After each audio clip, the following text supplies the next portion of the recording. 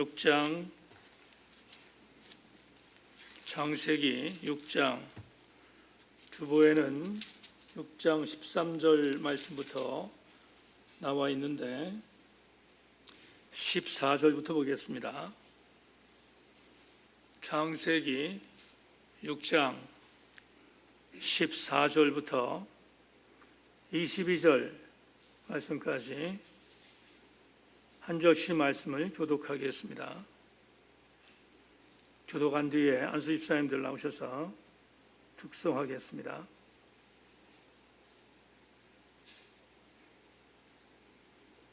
창세기 6장 14절, 제가 먼저 14절을 읽겠습니다. 너는 고페르나무로 너를 위하여 방주를 만들되 그 안에 칸들을 막고 역청을 그 안팎에 칠하라.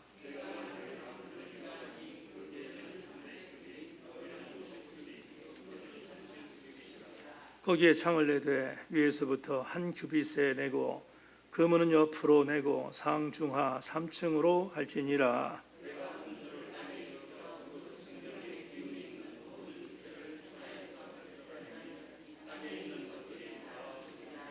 그러나 너와는 내가 내 언약을 세우리니 너는 내 아들들과 내 아내와 내 며느리들과 함께 그 방주로 들어가고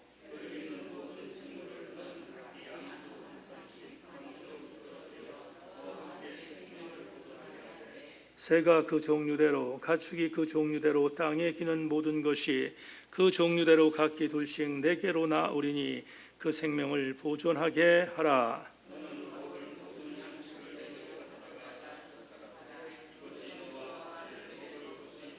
같이 합니다. 노아가 그와 같이 하나님이 자기에게 명하신 대로 다 준행하였더라. 아멘. 안수 집사님들 나오셔서 특성하겠습니다.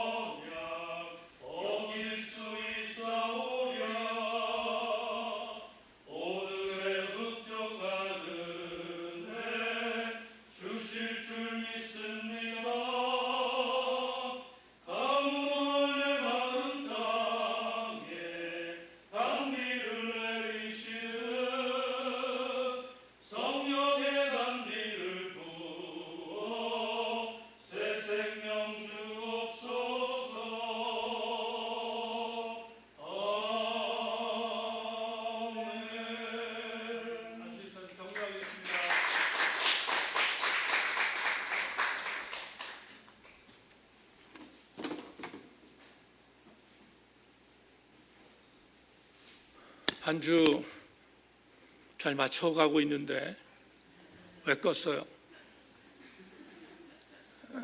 우리 안수 집사님들은 대단한 실력이라서 그 정도는 유도 아니에요, 유도 아니에요. 오늘 무반주로 우리 한수 집사님들 나오셔서 찬양하셔서 감사하고 이기는 우리 한수 집사님들 되기를 주의 이름으로 축원합니다. 오늘 반주자가 아마 나오지 못하는 상황이 돼서 그렇게 무반주하게 된 것 같은데, 수예배가 정상적인 궤도를 찾을 때까지 제가 양보하지 않고 최선을 다해서 달려가겠습니다. 공예배가 잘 사라질 수 있도록 함께 여러분 기도해 주시기를 다시 한번 부탁하고, 그리고 무더위 속에 우리 교우들 많이 힘들어할 터인데, 이제 한 20일 정도 우리가 고생하고 나면, 우리 제천에는 8월 15일 정도 지나고 나면 찬바람이 부니까 조금만 더 고생하시면 좋겠다 그런 생각을 합니다. 교회 소식 잠깐 말씀드리죠. 주보 잠깐 보죠.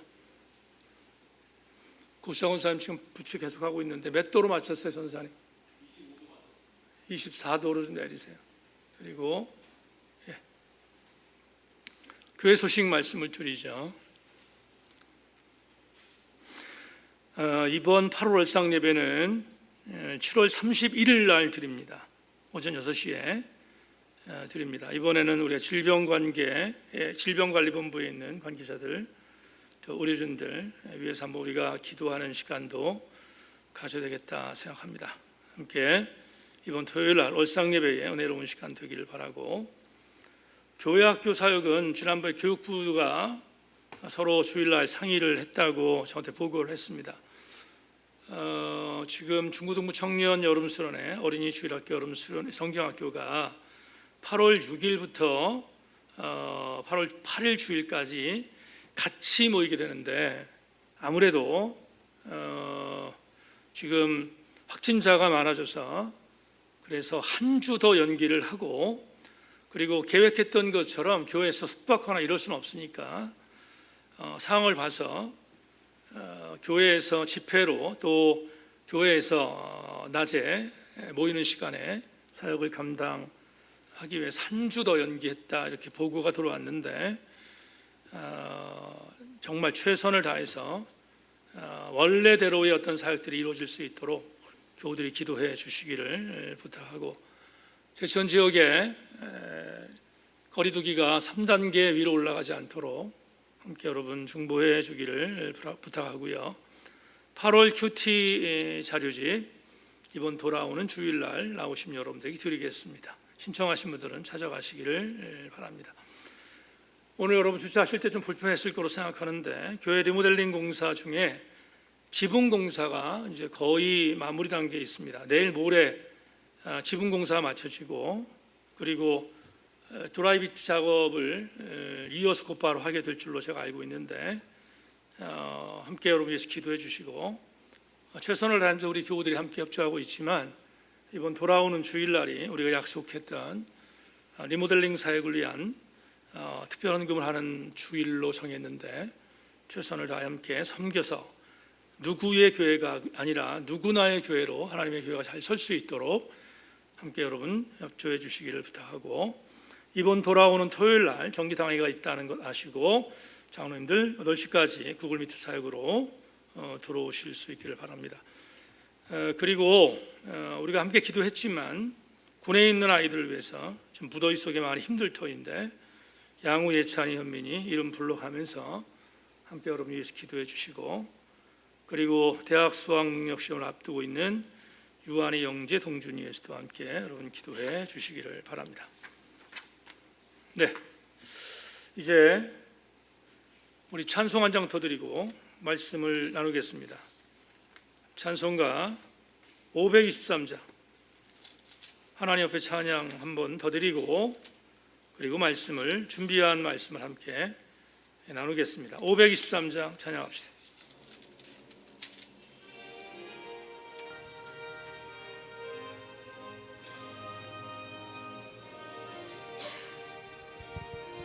어두운 죄악길에서 목자 없는 양같이 모든 사람 길 찾아 헤맨다. 자비하신 하나님 독생자를 보내사 너를 지금 부르니 나오라. 이때라 이때라 주의 긍휼 받을 때가 이때라. 지금 주께 나와 겸손하게 절하라. 구원함을 얻으리 험한 십자가 위에 달려 돌아가신 주 다시 살아나셨네. 기쁘다. 죄인 구원하실 때 어서 주께 나와 그 신은 내 구하라 구하라. 이때라 주의 긍휼 받을 때가 이때라. 지금 주께 나와 겸손하게 아뢰라. 구원함을 얻으리 주의 귀한 말씀에 영원 생명 있나니 주님 너를 용서해 주신다. 주가 부르실 때에 힘과 정성 다하여 주의 은혜 받으라. 이때라 주의 긍휼 받을 때가 이때라. 지금 주께 나와 겸손하게 절하라. 구원함을 얻으리 세월 빨리 흐르고 세상 친구 가는데 너의 영혼 오늘 밤 떠나도 주의 구원 받으면 천국에서 영원히 주와 함께 살리라. 이때라 주의 긍휼 받을 때가 이때라. 지금 주께 나와 겸손하게 절하라. 구원함을 얻으리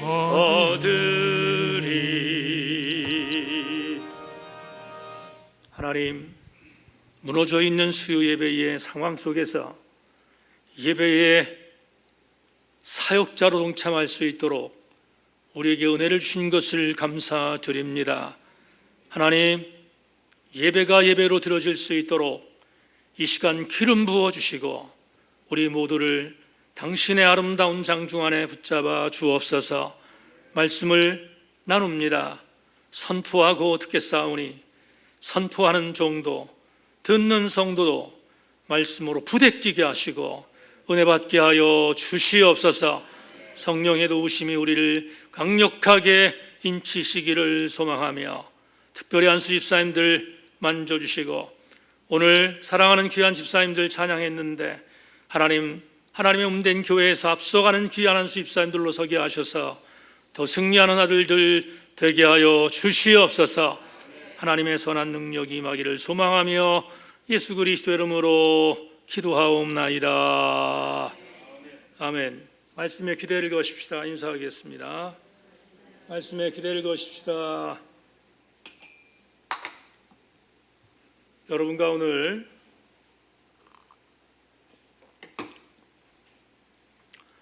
창세기 32번째 말씀의 제목으로 테바 첫 번째 시간을 갖겠습니다. 설교 준비하다가 오늘 한 주 가지고는 오늘 본문 전체를 다 나눌 수 없어서 오늘과 다음 주 수요일 날 나누어서 테바라는 제목으로 여러분과 함께 은혜를 나누겠습니다. 영적 집중력을 갖고 승리하는 여러분 되기를 소망하고 특별히 줌으로 예배드리는 교우들도 은혜 받는 시간들이 되기를 바랍니다. 우리 지난주에 노아의 시대가 부패한 시대였다. 어느 정도로 부패했는가 하면 모든 사람들이 포악했다. 그리고 부패한 것 이외에 다른 것들이 생각되지 않는 시대였다. 이렇게 우리가 진단했습니다.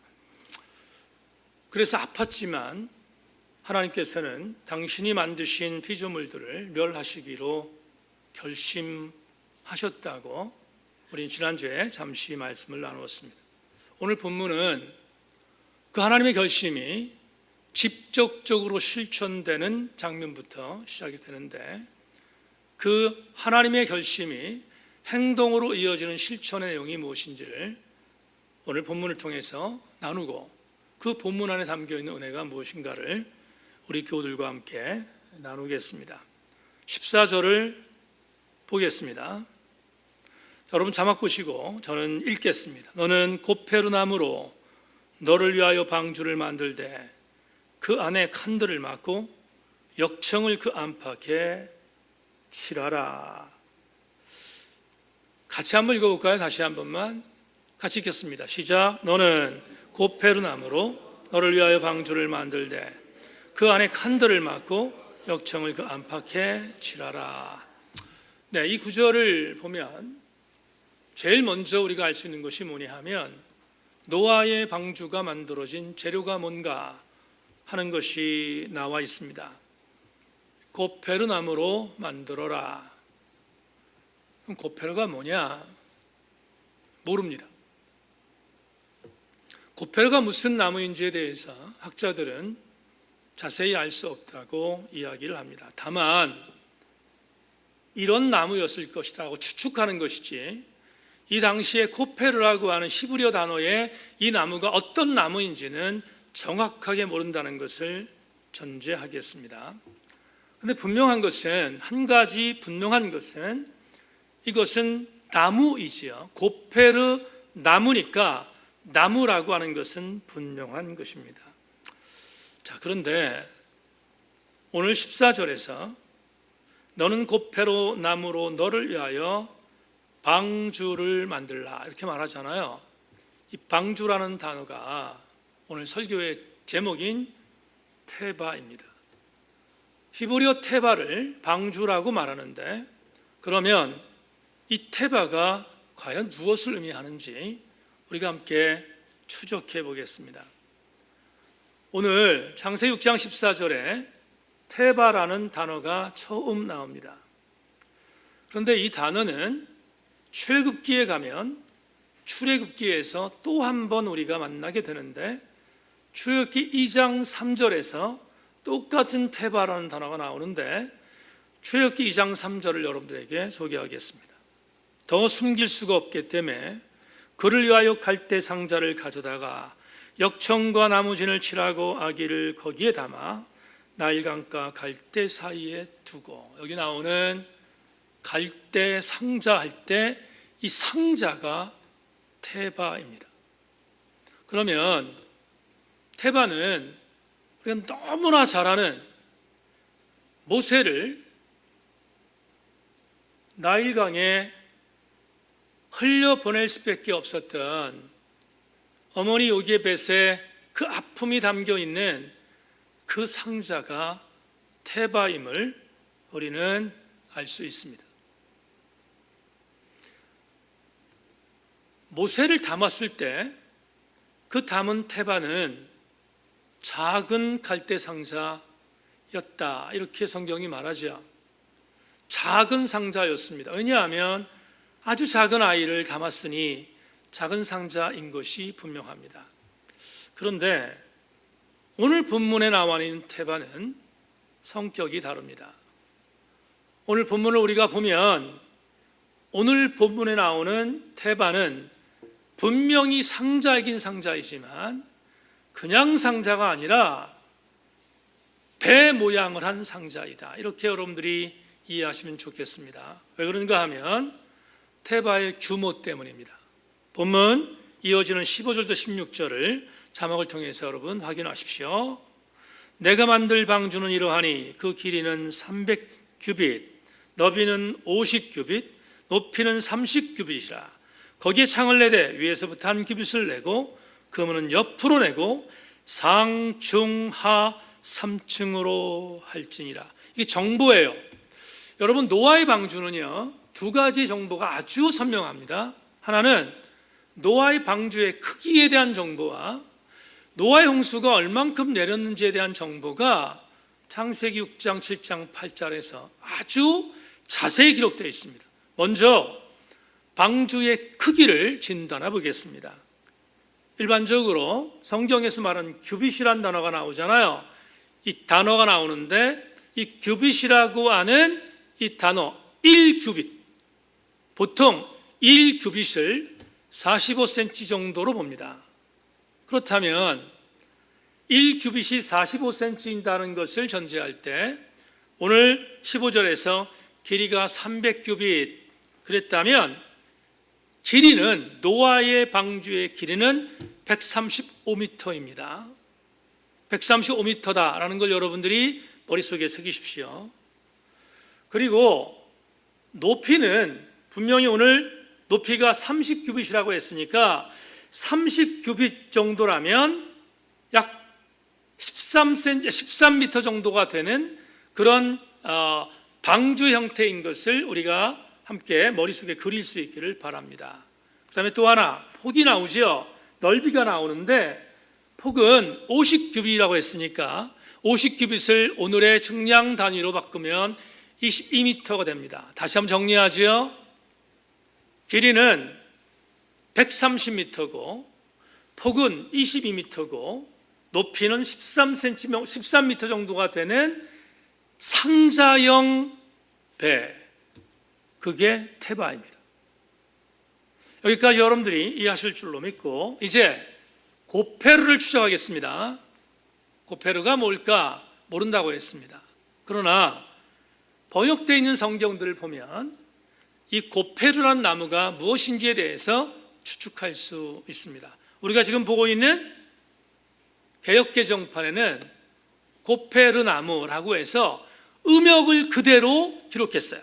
그러니까 히브리어 음역에 나무의 이름을 말한 게 아니라 음역 그대로 고페르 나무라고 번역해 놨습니다. 그런데 다른 성경을 보면 이 나무가 어떤 것인지에 대해서 추측할 수 있는데 제일 많이 번역되어 있는 것이 잣나무입니다. 가평에 가면 가평에 필그림 하우스라고 하는 기도원이 있는데 그 가평 지역이 잣나무 산지거든요. 이 잣나무 여러분도 잘 아시잖아요. 이 고페르를 많은 학자들이 잘 모르지만 잣나무일 것이다라고 추측합니다. 그래서 상당수 많은 성경은 잣나무로 번역했습니다. 그런데 캐톨릭과 같이 보고 있는 공동번역은 좀 다르게 번역했습니다. 공동번역에는 전나무다 이렇게 표현합니다. 여러분 인제에 가면 전나무 밭이 있는데 엄청나잖아요. 그 전나무로 이루어진 산을 보면 굉장히 우람찬데 이 고페르는 전나무라 해석하는 학자들도 있습니다. 헬라어로 된 구약 성경이 있는데 그걸 70인의 역이라고 합니다. 70인의 역은 이 고페르를 뭐라고 해석했는가 하면 나무가 뭔지 모르니까 네모난 나무다 이렇게 말하고 있어요. 네모난 나무라고 번역하고 있습니다. 그리고 캐톨릭이 성물 중에 가장 위대한 성물로 보고 있는 라틴어 성경 벌게이트라는 성경이 있는데 이 벌게이트 성경을 보면 이것도 나무의 이름이 나오지 않아요. 나무 이름 나오지 않고 단순하게 매끄럽게 만들어진 나무 이렇게 번역되어 있습니다. 그렇다면 여러분 우리가 과유불급하게 이 나무가 무슨 나무인지에 대해서 우리가 어느 정도로 이렇게 추측하는 건 가능하지만 정의하지 맙시다. 정의하지 말고 오늘 여러분과 함께 고페르나무 방주를 만들었던 고페르나무가 뭐냐 이렇게 묻는다면 이렇게만 대답하십시다. 앞으로 여러분들이 노아의 방주를 만든 나무가 뭐냐 그럴 때 무슨 나무인지 모르지만 분명한 것은 나무다 이렇게 말씀하시면 돼요. 그러니까 나무로 만들었다, 목재로 만들었다라는 정도만 여러분들이 접근하시면 될 것 같습니다. 조금 더 우리가 진도를 나가겠습니다. 방주의 크기를 봤고요. 방주의 재료를 봤습니다. 그러면 이번에는 방주의 구조를 보겠습니다. 16절을 읽겠습니다. 16절 따라오십시오. 16절 같이 읽습니다. 준비 시작. 거기에 창을 내되 위에서부터 한 규빗을 내고 그 문은 옆으로 내고 상중하 3층으로 할지니라. 자기 아주 독특한 방주의 구조가 나와요. 어떻게 기록되어 있는가? 이렇게 기록되어 있어요. 방주는 3층입니다. 3층인데 상중하니까 3층입니다. 학자들은 이 상중하를 영적으로 해석해서 노아의 방주가 하늘, 그리고 땅, 그리고 음부라고 해석하는 학자들도 있는데, 여러분 그렇게 엄청난 비유로 해석하는 건 조금 불편합니다. 우리가 그냥 단순하게 이 방주는 3층으로 되어 있다 이렇게 해석하십시다. 그런데 독특함이 있어요. 어떤 독특함이 있냐면, 다음 주에 공부하겠지만, 여러분 노아가 만든 방주가 하나님께서 방주의 문을 닫아주세요. 대단히 신기한 게 뭐냐면 안에서는 닫을 수 없어요. 방주는 밖에서 닫아야 돼요. 그래서 방주는 노아의 홍수가 시작되자마자 하나님이 닫아주셨어요. 인간이 못 닫는다고요. 다른 말로 표현하면 방주의 문을 여는 것도 하나님이 여셔야 된다 이 말이에요. 다시, 그런데 그 방주가 물에 떠 있는 동안의 기간을 성경은 정확하게 1년 17이라고 우리에게 알려주고 있어요. 자, 그런데 1년 17일 동안 노아의 방주가 물에 떠 있었습니다. 다음 주쯤 보겠지만 이 노아의 방주 안은 아비규환이었을 거예요. 모든 동물들이 다 있으니 8명의 사람과 산다는 게 1년 동안 쉽지 않잖아요. 여하튼 상중하로 되어 있었는데 노아의 아내와 노아와 그리고 그의 식솔들이 밖을 볼 수 있는 유일한 방법은 하늘이었어요. 왜냐하면 하나님께서 문을 내되 문을 어디다 내는가? 우리가 일반적으로 생각해 볼 때는 동서남북에 문을 내야 되는데 이 방주의 독특한 특성은 뭐냐면 동서남북은 막혀 있어요. 여러분 동서남북엔 창문이 없었다고요. 하늘에 만들라 이렇게 주님이 말씀하셨어요. 그러니까 하늘을 보아야만 방주에 하늘이 보이는 것입니다. 위를 봐야만 하늘이 보이는 거예요. 동서남북의 문이 없었다는 사실을 여러분들이 주목해 주기를 바랍니다. 그리고 또 한 가지, 이 방주는 조금 전에 말씀을 드렸지만 좌우에 문이 없었기 때문에 밖에서 무슨 일이 일어나는지 전혀 알 수 없었다 하는 독특성이 있습니다. 아마도 방주에 승선하고 있었던 노아의 식솔들은 지옥 같은 1년을 보냈을 것입니다. 하늘만 볼 수 있으니까. 동서남북은 보이지 않거든요. 하늘만 보이니 얼마나 답답했을까. 자, 여러분 본문 18절부터 21절을 제가 읽겠습니다. 따라오십시오. 그러나 너와는 내가 내 언약을 세우리니 너는 내 아들들과 내 아내와 내 며느리들과 함께 그 방주로 들어가고 혈육 있는 모든 생물을 너는 각기 함수 한 쌍씩 방주로 이끌어들여 너와 함께 생명을 보존하게 하되 새가 그 종류대로 가축이 그 종류대로 땅에 기는 모든 것이 그 종류대로 각기 둘씩 내게로 나오리니 그 생명을 보존하게 하라. 너는 먹을 모든 양식을 내게로 가져다가 저축하라. 이것이 너와 그들의 먹을 것이 되리라. 그러면 이 구절을 우리가 보면 1년 17일 동안 이 안에서 살았던 노아의 식솔들 그리고 동물 암수의 한 쌍씩은 다른 선택의 여지가 없이 동거했을 것입니다. 동물과 인간이 동거할 수 있는 장소, 그러나 동서남북이 보이지 않고 하늘만 보이는 정말로 어려웠던 장소가 노아의 방주임을 우리는 추측할 수 있습니다. 여기까지 여러분과 오늘 본문을 잠시 살폈습니다. 그런데 이 본문을 통해서 우리는 네 가지의 중요한 영적 교훈을 레마로 받을 수 있는데, 이 네 가지의 영적 교훈을 여러분과 함께 오늘 두 가지로 말씀을 드리고 다음 주에 그 나머지 두 가지를 여러분과 함께 나누겠습니다. 오늘 여러분과 나눌 노아의 방주 테마, 테바. 이 테바는 과연 어떤 영적인 의미를 갖고 있는가?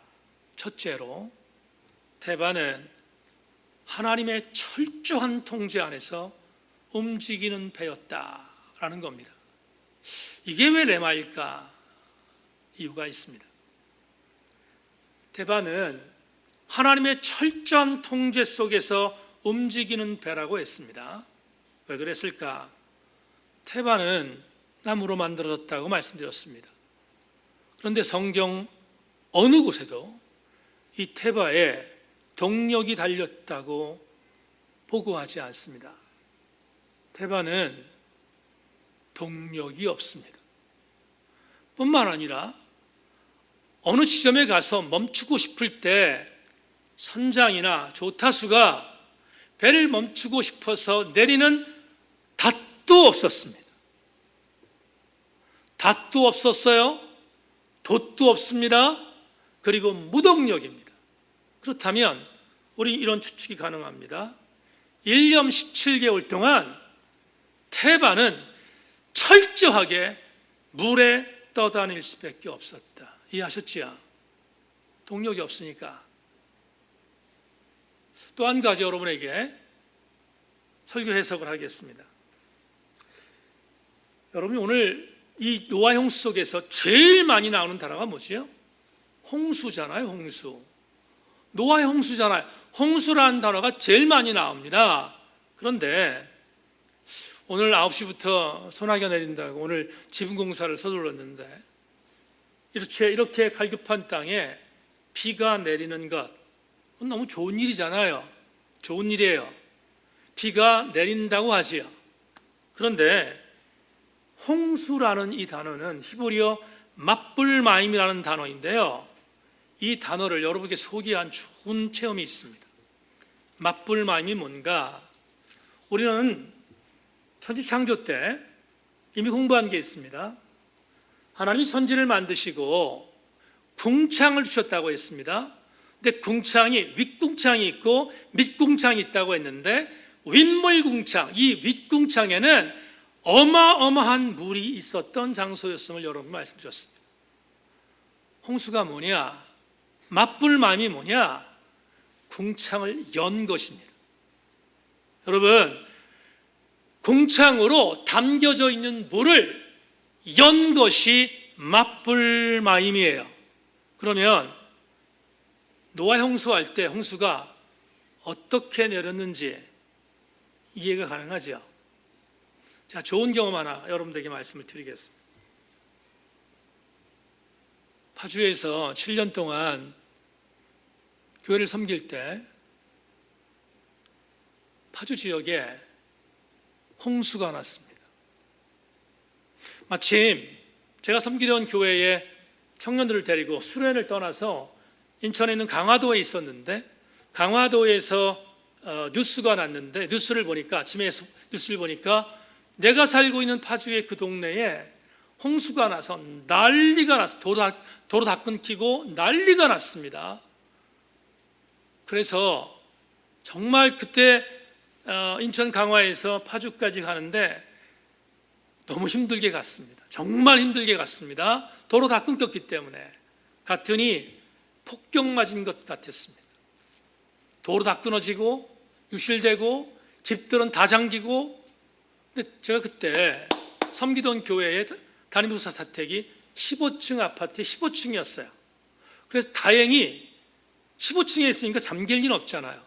근데 제가 섬기던 교회에 많은 성도들의 가정이 저지대에 있었는데, 저지대에 있는 가정들은 모두 예외 없이 다 잠겼어요.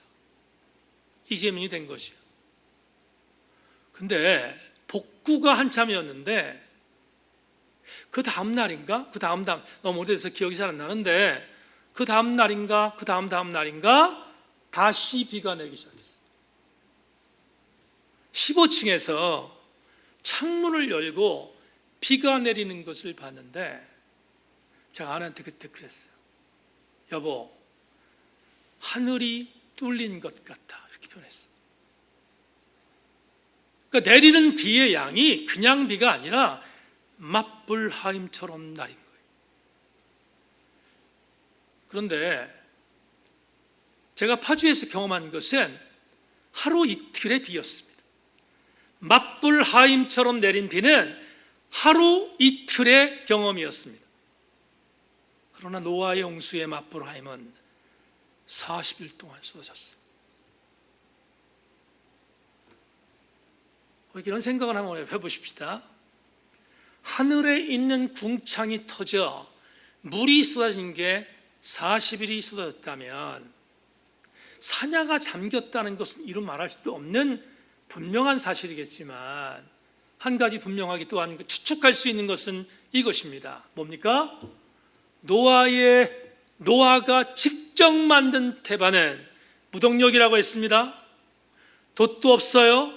닷도 없습니다. 그렇다면 맞불하임이 내린 40일 동안 그 배는 두둥실 떠다닐 수밖에 없는 유리방황하는 배였음이 분명하지 않겠습니까? 왜 말씀을 제가 드리는가? 여러분 잘 보세요. 노아가 어디를 가고 싶어서 갈 수 있는 배도 아니에요. 다른 사람들이 어디를 갑시다라고, 아버지 어디를 갑시다, 여보 어디를 갑시다라고 해서 갈 수 있는 배가 아니에요.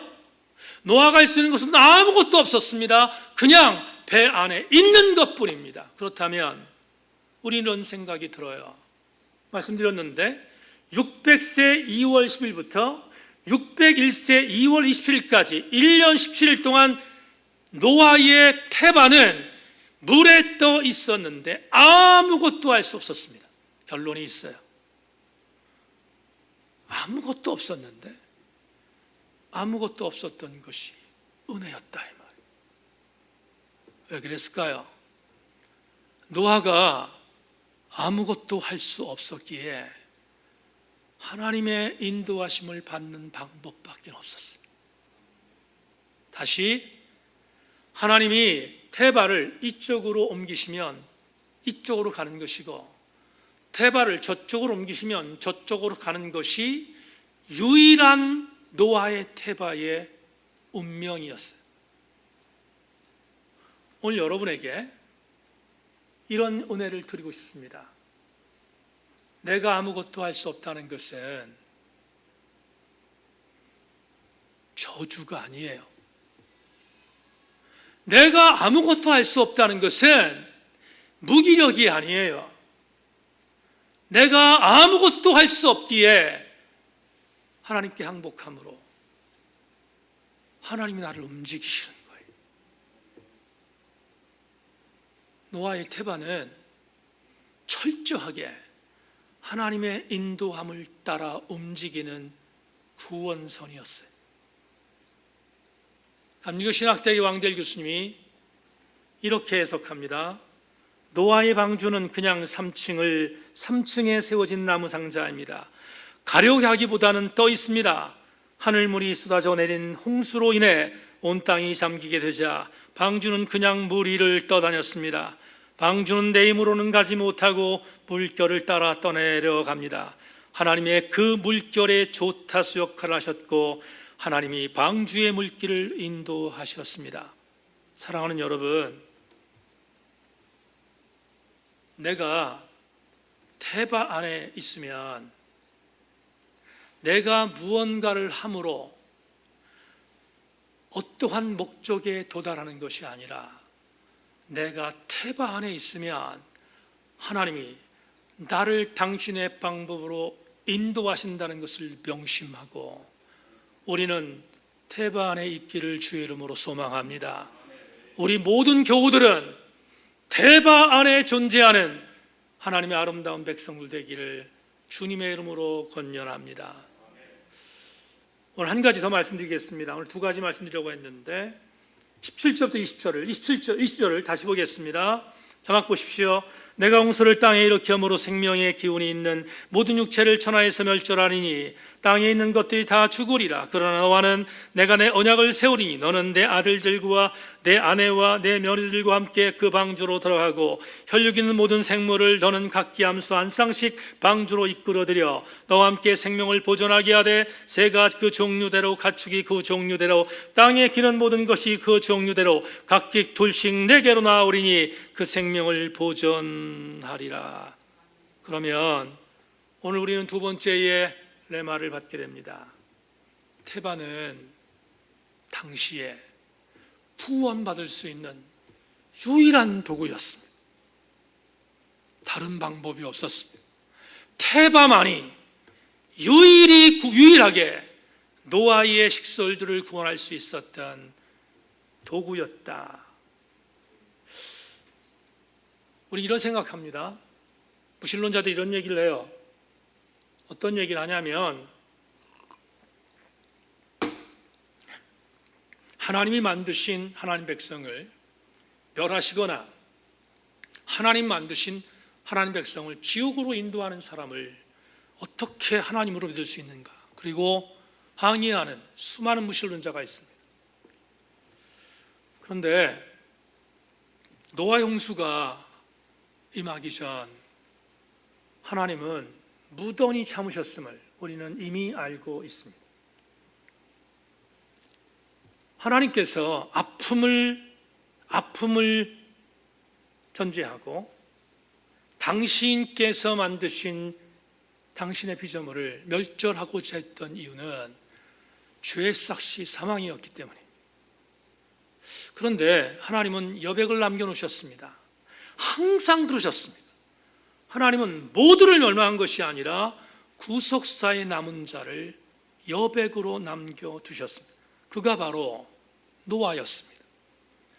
노아의 식솔 8명이 방주 안으로 들어갔습니다. 들어갈 때 하나님께서 노아에게 한 가지를 약조하십니다. 어떤 약조인가? 오늘 18절을 볼까요? 18절 이렇게 말합니다. 그러나 너와는 내가 내 언약을 세우리니 너는 내 아들들과 내 아내와 내 며느리들과 함께 그 방주로 들어가라. 여러분 정말 중요한 메시지를 전하고 오늘 설교를 맺을 거니까 조금만 더 집중합시다. 여기에 그러나 너와는 내가 내 언약을 맺겠다. 언약이란 히브리어가 베리트인데 이 베리트란 단어는 이럴 때 씁니다. 여러분 창세기 15장에도 나오는데 이럴 때 씁니다. 고대 근동에서 뭔가 약속을 하면 그냥 약속을 하지 않아요. 구두 약속을 하지 않습니다. 약속하는 A와 B라는 당사자가 서로 만나요.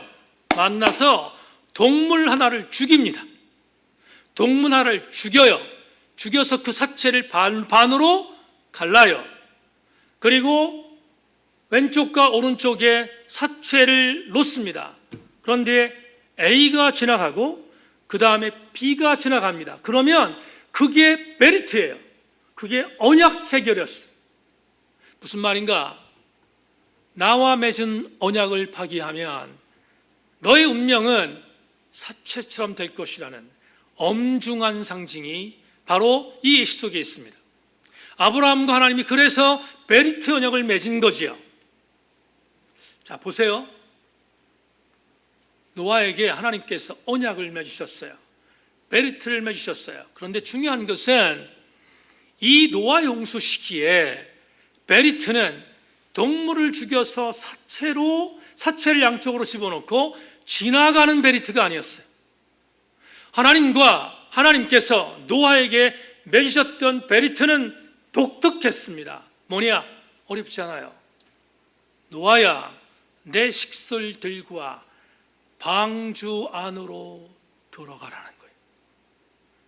방주 안으로 들어가는 순간 너와 나는 언약이 체결된다는 것입니다. 쉽게 설명하지.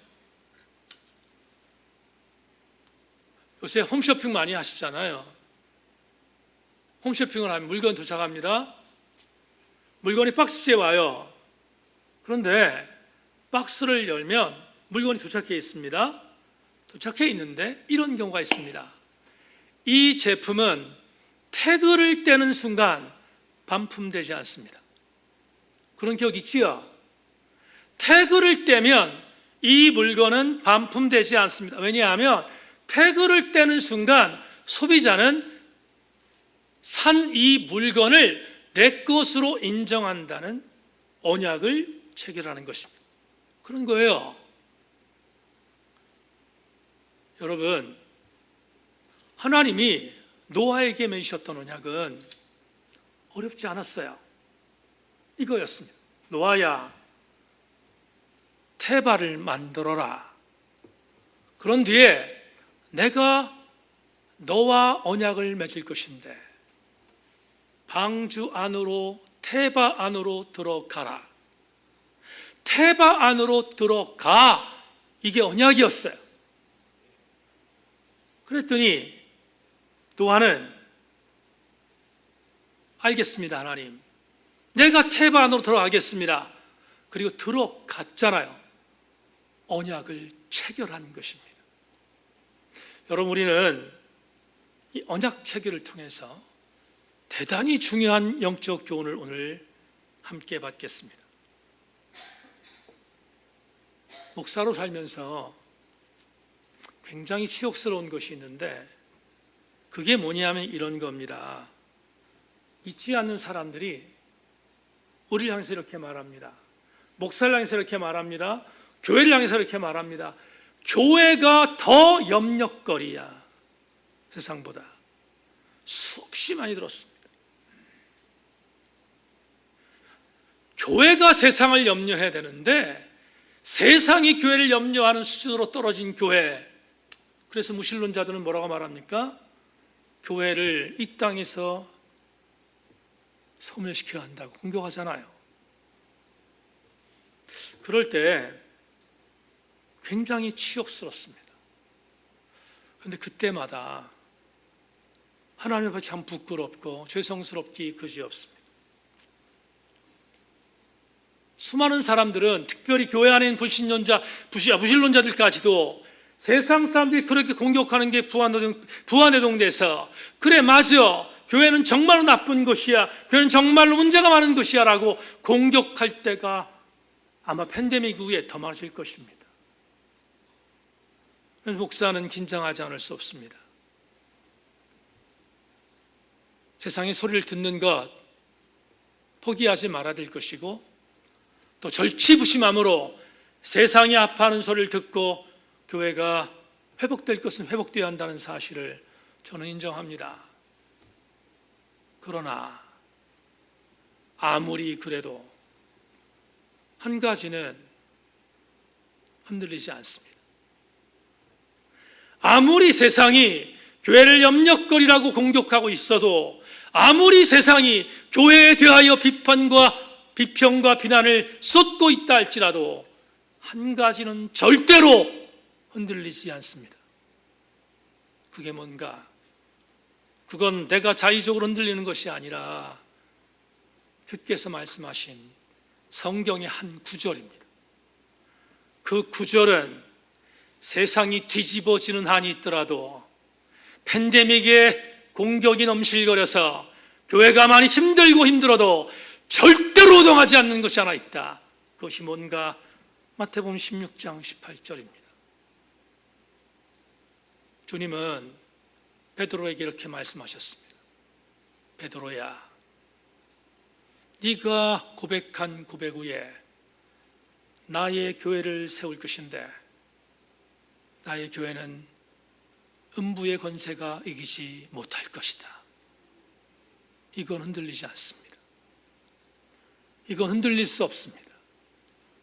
하나님의 교회 공동체가 아무리 나약하고 아무리 쓰러져도, 심지어 많은 교회 성장학자들이 말하기를 팬데믹 이후에 한국교회가 지금의 신자들 50% 이상이 떨어져 나간다 할지라도, 아니 그 이상이 떨어져 나간다 할지라도 한 가지는 절대로 흔들리지 않습니다.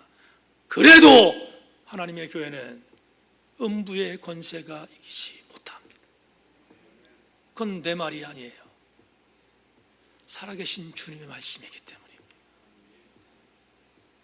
그러기에 여러분에게 담대하게 선포합니다. 아무리 교회가 우습게 보여도, 아무리 교회가 세상의 놀림거리가 되어도, 심지어 교회 안에 있는 무신론자들이 교회를 핍박한다 할지라도 사랑하는 교우들이여 가슴에 새기고 명심할 것은 교회 안의 태바 안에서 떨어져 나가지 않기를 소망합니다. 태바는 노아의 방주 시대에는 작은 상자 그리고 배와 같은 존재였지만 오늘 성령이 역사하시는 이 시대의 태바는 살아계신 주님이 주인 되시는 하나님의 교회임을 믿습니다. 여러분들은 태바 안에 있습니까? 아니면 태바 밖에 있습니까? 말씀 맺겠습니다. 디베라에서 수많은 기적을 보이셨던 주님이 제자들에게 이제 이곳 사역이 끝났다, 거라사로 건너가자, 그리고 배를 타고 갈릴리를 건너가고 있었습니다. 그런데 헐몬산에서 눈이 녹아 내려와 순간적인 기류 변화로 인하여 갈릴리 호수에 곧잘 일어나는 폭풍우가 임했습니다. 그러자 예수님과 제자들이 걸어사로 타고 가고 있던 배가 파선 직전에 이르렀습니다. 놀라운 사실은 예수님의 12 제자 중에 상당수는 갈릴리 호수에서 고기를 잡던 갈릴리의 어부들이었습니다. 그들은 본인이 갈릴리에서 당했던 풍랑이 그날 그 시간에 딱 한 번만 당한 것이 아님을 삼척동자도 다 합니다. 이전에도 수없이 경험했던 갈릴리 동풍울이란 폭풍우가 오늘도 임했구나 생각하여 그들은 인위적으로 그들의 어부의 직업의식을 갖고 프로페셔널하게 배를 거라사까지 옮기려고 했습니다. 결론 실패했습니다.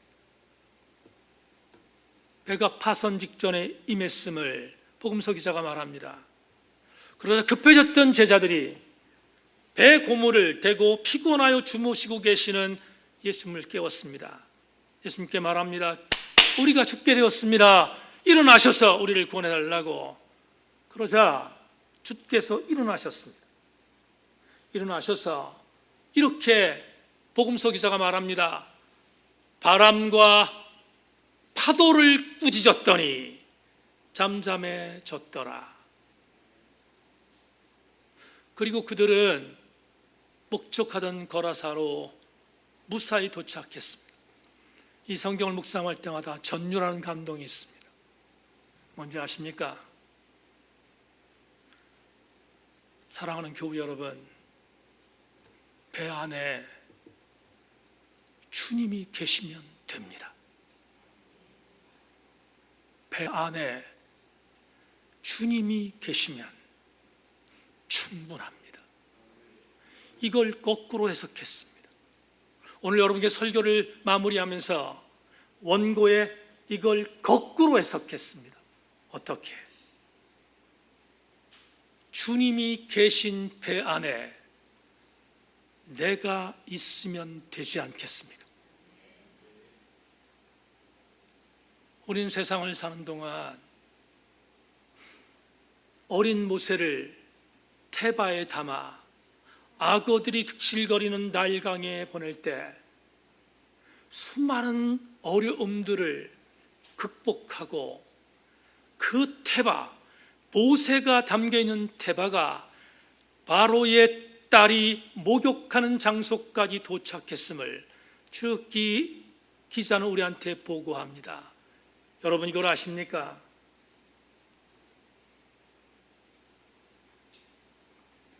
태바, 모세가 담겨있는 태바, 그 태바가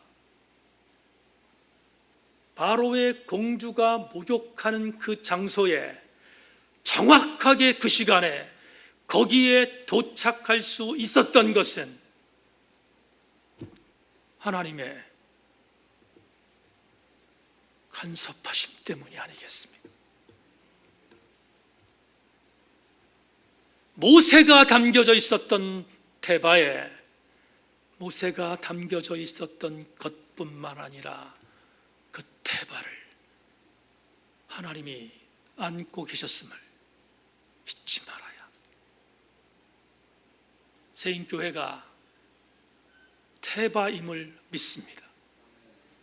세인교회에 우리 교우들이 함께 승선하여 영적 테바에서 철로 역정의 사역을 감당하고 있습니다. 세인교회 지체 여러분, 세인교회의 테바에 승선한 것을 축하하고 끝까지 테바에서 이탈하지 않고 끝까지 주님의 나라에 입성하는 그날까지 우리 함께 믿음으로 경주할 수 있기를 주님의 이름으로 축원합니다. 하나님 감사합니다. 오늘 수요 저녁 예배를 통하여 노아의 테바에 대하여 나누었습니다. 살아계신 주여, 우리 세인교회에 속해 있는 모든 교우들 테바 안에서 주께서 주시는 은혜 안에 거하게 하시고 안전하게 하시고 승리하게 하여 주옵소서. 우리 세인교회의 테바 안에는 우리만 있는 것이 아니라 좌장되시며 선장되신 주님의 계심을 믿기에 우리 모든 성도들 안전히 거하게 하여 주시옵소서. 하나님의 은혜를 기대하며 예수 그리스도의 이름으로 기도하옵나이다. 아멘. 하늘에